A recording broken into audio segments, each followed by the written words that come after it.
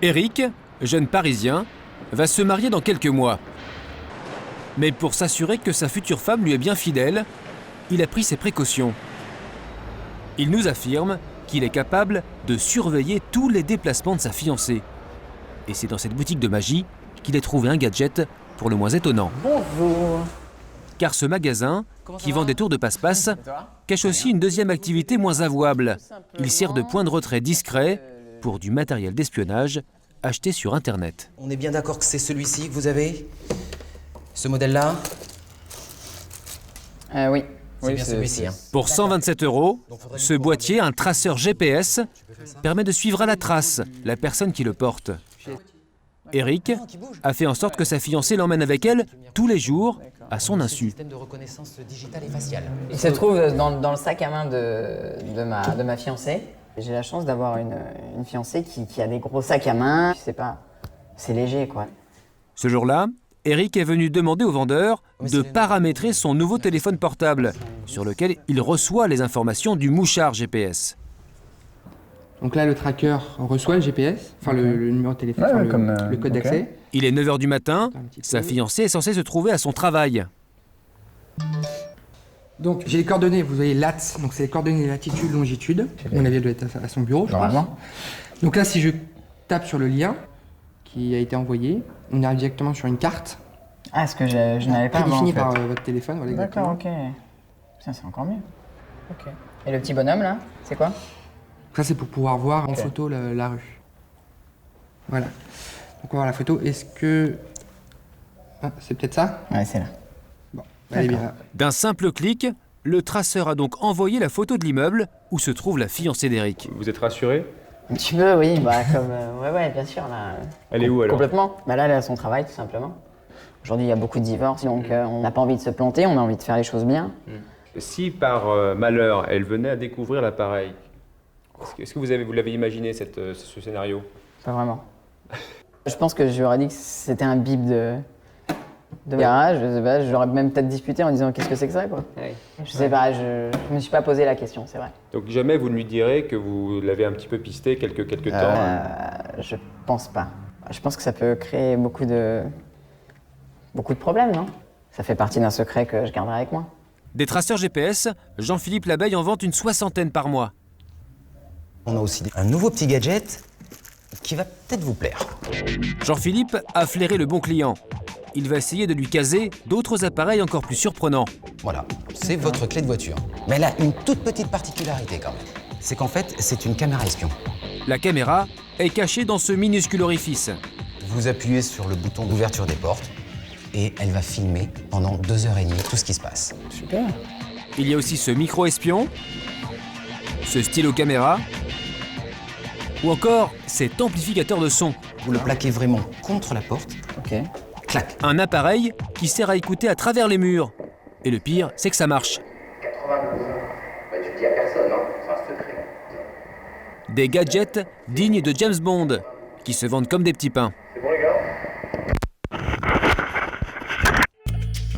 Car aujourd'hui, les technologies de surveillance, jusque-là réservées aux services secrets, aux forces de l'ordre ou à certaines entreprises, sont de plus en plus accessibles aux particuliers. Moins chers, plus discrets, plus faciles à utiliser et surtout en vente libre sur des dizaines de sites internet. Contre quelques euros, des objets aussi banals qu'un ordinateur familial ou un téléphone portable peuvent se transformer en de redoutables mouchards.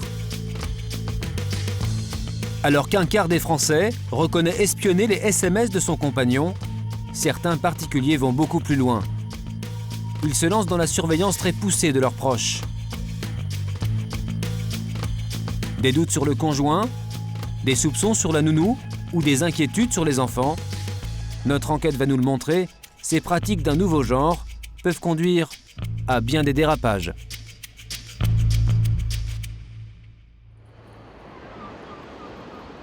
À Biarritz, un mercredi après-midi, dans cet appartement du centre-ville, Stéphane, un père de famille de 45 ans, patiente en attendant son fils Thibaut. Ce lycéen de 15 ans est censé se trouver à ce moment-là à son entraînement de basket. Et Stéphane veut s'en assurer. Pour cela, il dispose sur son ordinateur d'un outil très pratique. Alors, à partir de la carte de France, pour localiser où est Thibaut, eh bien, il est indiqué en tout petit sur une croix. Il suffit de zoomer, et en zoomant, où qu'il se trouve, je vais arriver à le localiser. Alors, effectivement, ça correspond au lycée qu'il fréquente. Comme Eric, le fiancé jaloux, Stéphane peut suivre son fils à la trace.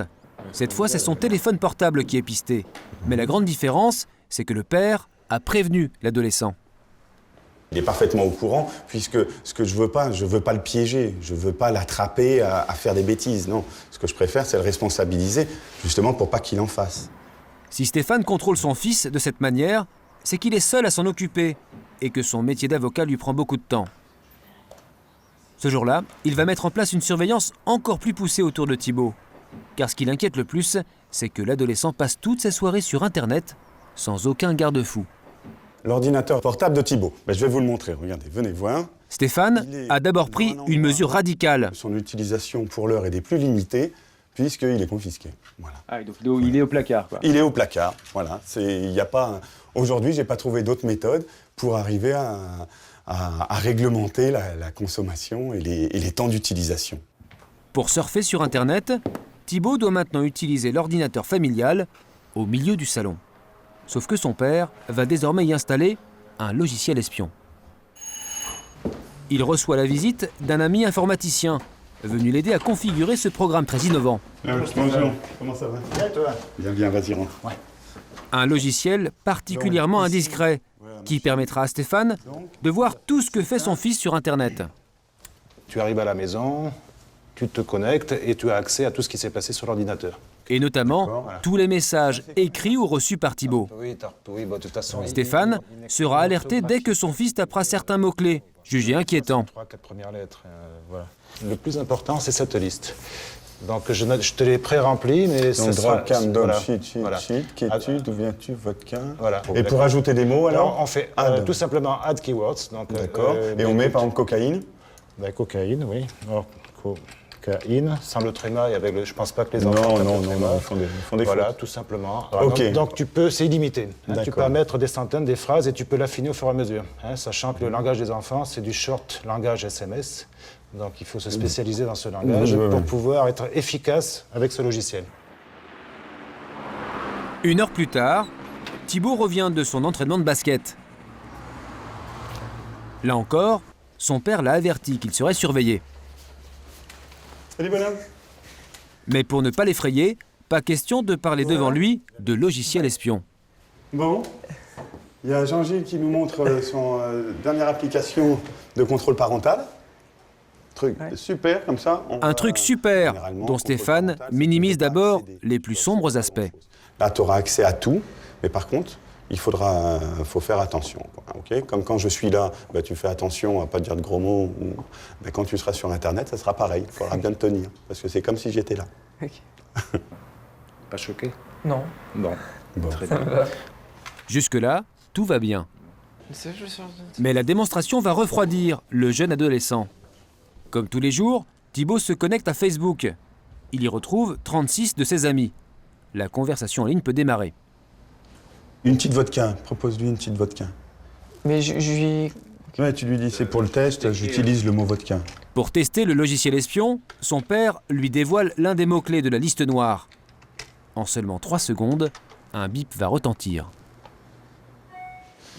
Et donc, c'est le téléphone portable de Stéphane qui vient de recevoir un drôle de SMS. Sur la deuxième ligne, on me dit, attention, le mot vodka a été utilisé dans la messagerie et on me le signale. Je peux aller voir qu'est-ce qu'est en train de faire Thibaut, qui est l'auteur de ce message. Et pour cela, Stéphane peut consulter à distance, depuis n'importe quel ordinateur, d'incroyables images. Ce sont les captures d'écran, autrement dit, les instantanés de tout ce qu'a fait Thibaut sur Internet, y compris avant de taper le fameux mot-clé. Regardez, il est en fait sur Facebook, il communique avec ses copains. Je m'aperçois que là, au cours d'une conversation, Thibaut dit « C'est pour un test, tu veux boire un peu de vodka, point d'interrogation ». C'est hallucinant. Un petit peu. Là, on rentre directement dans les affaires personnelles de l'enfant. Là, effectivement, on va les fouiller, mais à fouiller à juste titre, puisqu'il y a danger. Là, je saurais qu'il y aurait une bouteille de vodka dans sa chambre, j'irai la chercher.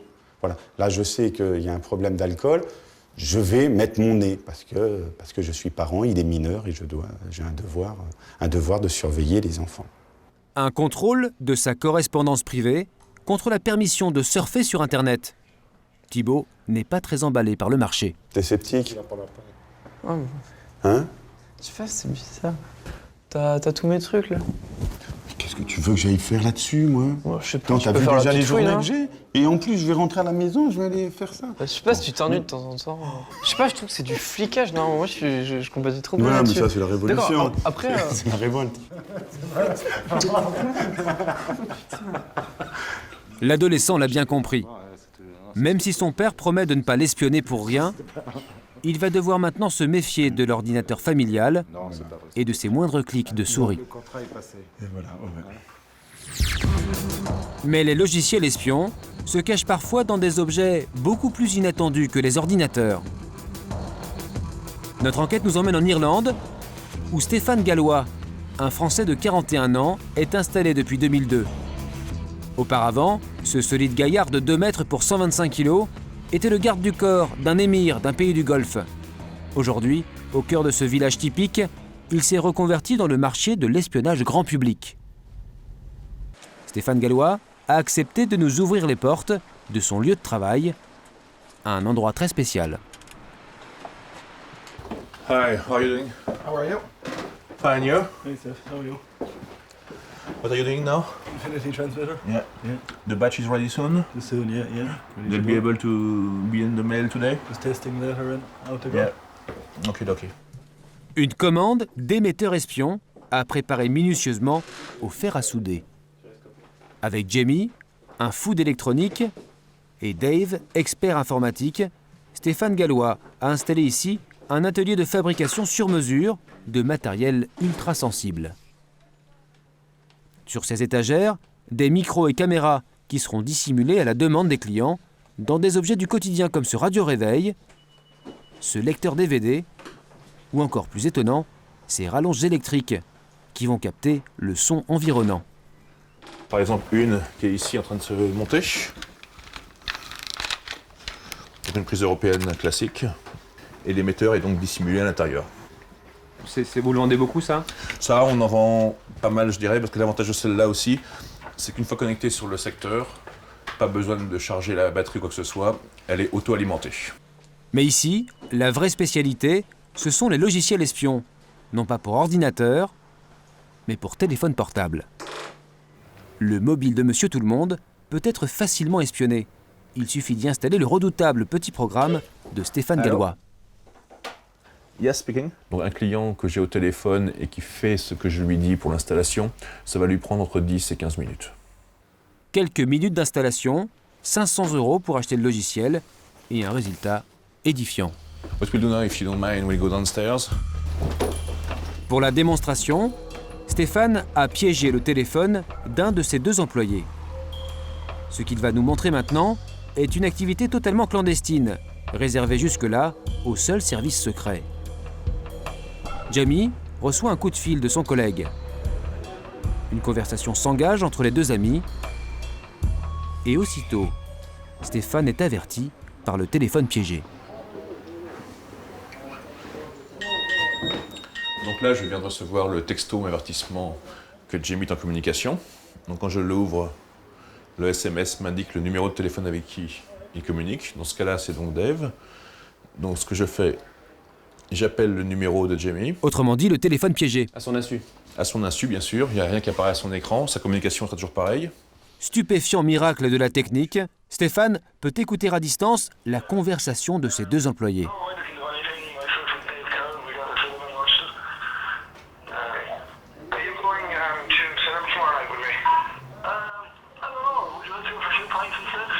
Par exemple, en ce moment, ils sont en train de discuter ce qu'ils vont faire ce soir pour aller prendre quelques pintes de bière au pub du coin.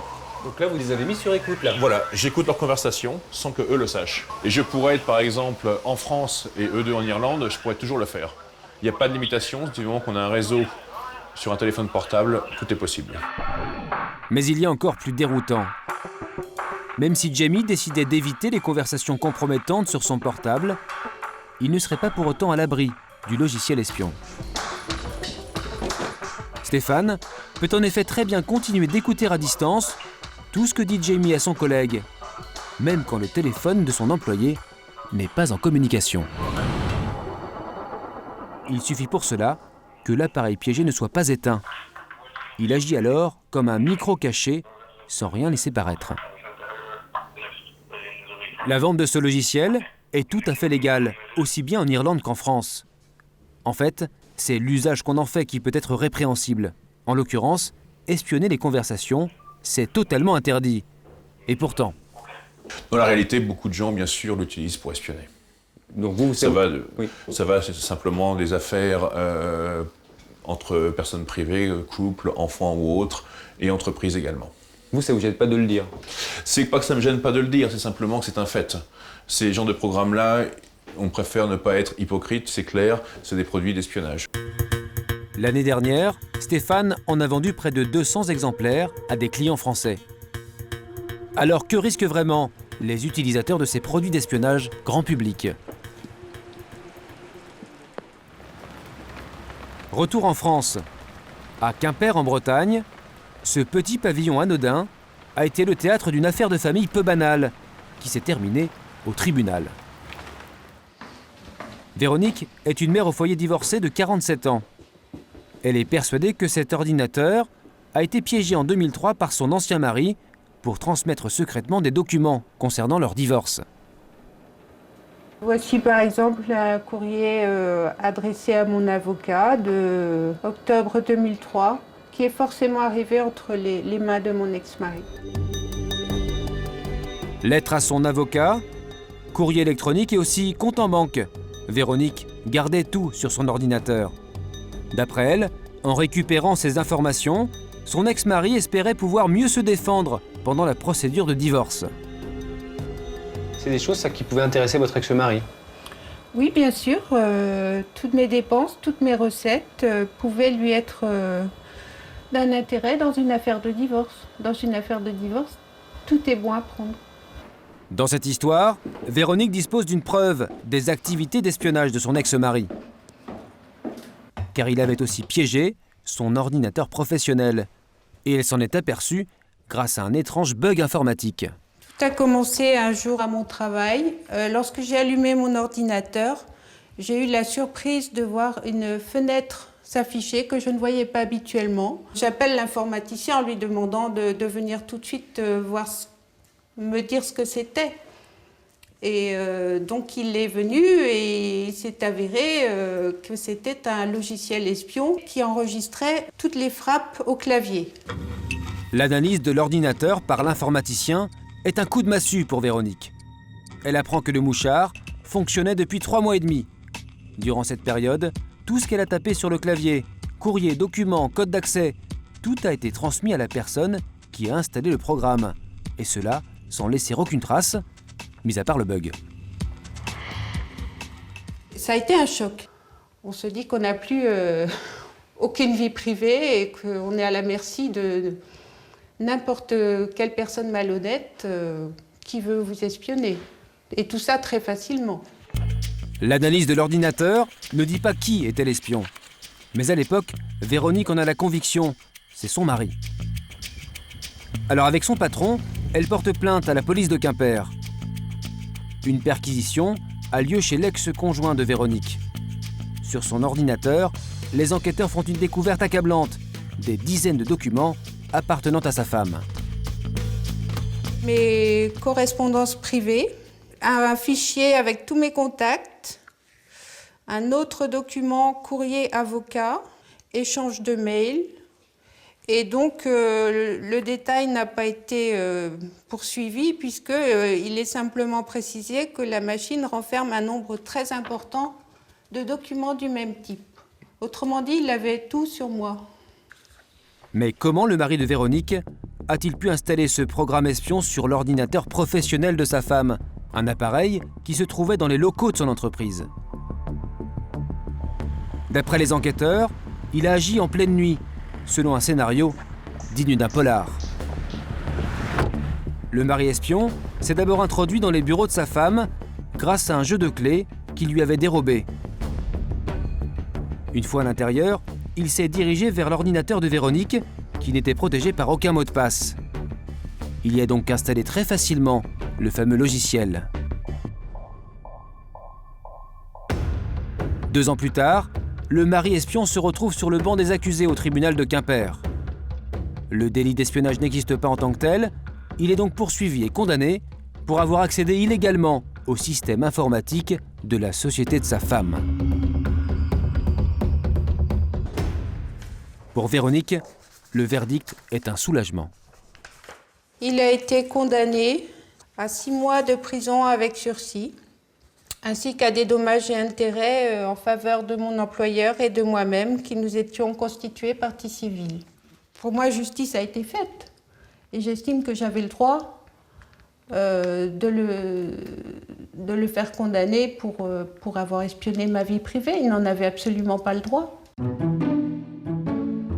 Autre victoire pour Véronique, son divorce a été ensuite prononcé entièrement au tort de son époux indélicat. Mais les affaires d'espionnage familial comme la sienne sont rarement médiatisées ou portées devant les tribunaux. Du coup, pour certains, la tentation est grande de pousser la surveillance à domicile encore plus loin, en espionnant cette fois leur personnel de maison. Et cela en toute bonne conscience. Ces images ont été tournées aux États-Unis. Les parents d'un bébé ont caché une caméra dans leur salon pour espionner la nounou. Et visiblement ce jour-là, elle est très énervée.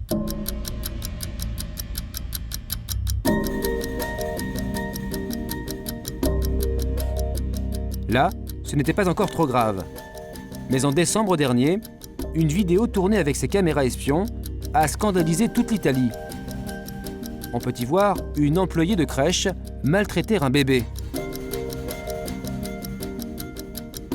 Des preuves par l'image qui justifient, aux yeux de nombreux parents, l'usage de techniques de surveillance de plus en plus innovantes au sein même de leur foyer. Ce que tu as eu là. À Grenoble, comme tous les jours, Ariane, une étudiante camerounaise, vient chercher à la sortie de l'école Diane, 5 ans, accompagnée de sa copine Camille. C'est toi qui l'as fait? La nounou vient d'être embauchée. Elle est un peu sous pression, d'autant plus que la précédente babysitter n'a pas fait long feu. Sa première obligation est d'être à l'heure et d'assurer le bon déroulement du goûter. Le problème, c'est que gérer 2 copines de maternelle, ce n'est pas de tout repos. Dégâts des eaux. Ouh là là. Je vais la retordre. Contrôle à distance des bonnes volontés. Qu'est-ce que c'est, Diane? Et installation quelque peu acrobatique à la table du 4 heures. Bref, un joyeux bazar qu'il n'est pas facile de maîtriser. Quand je suis avec une personne, tu peux plus facilement la convaincre si tu veux que quand elles sont 2 à vouloir... Ah non, non, non, tu me donnes du sopalin, je vais faire ça. Et même si elle se fait couper la parole, pas question pour Ariane de s'énerver, car la petite troupe est sous la surveillance d'un boîtier discret accroché au mur de la cuisine. Tous les soirs ou presque, c'est le même rituel. Un petit clic, une lumière blanche, Oui, coucou papa. Et l'appareil se met en branle. Qu'est-ce qui se passe là? Moi c'est papa, mais maman. Je jette un coup d'œil si on est en train de manger dans la cuisine. Autrement dit, ce petit boîtier dissimule une mini-caméra qui est activée à distance par les parents de Diane. Ils peuvent ainsi contrôler à tout moment ce qui se passe à la maison. À 20 km de là, depuis le bureau de la clinique où il exerce, le papa de Diane découvre la scène du goûter dans la cuisine de son domicile. La vidéo lui est envoyée directement sur son téléphone portable. Et là, je peux voir que tout se passe très bien. Voilà, elle est en train de prendre son goûter, elle me fait coucou, donc j'imagine qu'elle dit coucou papa. Je suis tout à fait rassuré et je peux continuer une activité normale. Vous aviez besoin d'être rassuré pour quelle raison? Je dirais que quand on commence avec une nourrice, on ne la connaît pas, on ne sait pas si elle est ponctuelle, si elle est fiable. Et là, les premiers temps, c'est vrai que pour nous, c'est une tranquillité. Le docteur Girard est d'autant plus tranquille qu'il n'enfreint pas la loi avec son système de télésurveillance sur mobile. Retour à son domicile. Ariane, la nounou, a en effet été prévenue qu'elle serait filmée de temps en temps. C'est obligatoire. Cela étant, elle ne semble pas savoir exactement combien de caméras peuvent la surveiller. Il y a beaucoup de caméras comme ça dans la maison? Il y en a quelques-unes, oui. En tout cas, de ce que j'ai pu repérer, il y a déjà celle-là. Ouais. Alors ensuite, on en a une autre juste là-bas pour quand on est dans le salon. On a une troisième juste à l'entrée, juste là. Donc juste quand on rentre en fait. 3 caméras pour balayer entièrement le rez-de-chaussée. Un loft story version nounou qu'Ariane s'est résolue à accepter. C'est vrai que c'est pas commun parce que c'est nouveau, je découvre aussi. Mais en même temps, comme je me demande toujours comment les parents font pour être sûrs que leurs enfants sont entre de bonnes mains, ça m'a pas plus choqué que ça. Donc au bout de quelques jours, c'est passé quoi. Contrairement aux parents de la petite Diane, de plus en plus de particuliers utiliseraient des caméras cachées pour filmer leur nounou à son insu. Une pratique illégale, passible en théorie de 3 ans d'emprisonnement et de 45 000 € d'amende. Mais en cas de vidéo clandestine, la majorité des victimes ne s'apercevront jamais qu'elles ont été espionnées.